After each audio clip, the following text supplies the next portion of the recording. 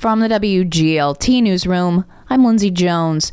Home Sweet Home Ministries in Bloomington has agreed to staff a non-congregate shelter that's planned for the area. CEO Matt Burgess says around $300,000 in grant funding is meant to help support the effort, but those funds need to be spent by the end of June, and a building still needs to be acquired, as does a long-term funding model. Obviously, we want to try and protect that new revenue to do the new work, if at all possible. Burgess says Home Sweet Home will spend the money on current programs if the time frame doesn't work out. The funding comes from a collaboration with the Immigration Project in Normal. Bloomington City Manager says a crackdown on downtown parking violators would not send an unwelcoming message to potential shoppers. The City Council has approved a measure that changes how people with more than 5 parking tickets can be towed.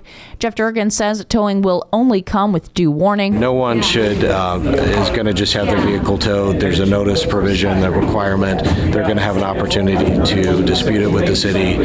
So residents and those coming to the city should not be worried that their vehicles are just going to be towed off the street. Durgan says the worst offenders will get a chance to negotiate with the city on payment plans and perhaps reduced penalties. The city is owed more than $350,000 in parking fines. Bradley University's total enrollment has dipped below 5,000 students for the first time in more than 3 decades.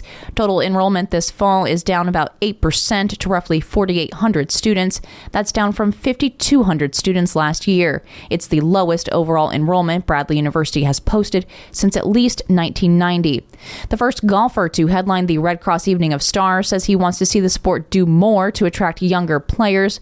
Lee Trevino says he'd like to see more 9-hole courses so golfers can finish a round in half the time and not have to make a day of it. They'll get more young players, lady players, juniors. That's the thing that we need. There's one 9-hole course in Bloomington at Lakeside Country Club.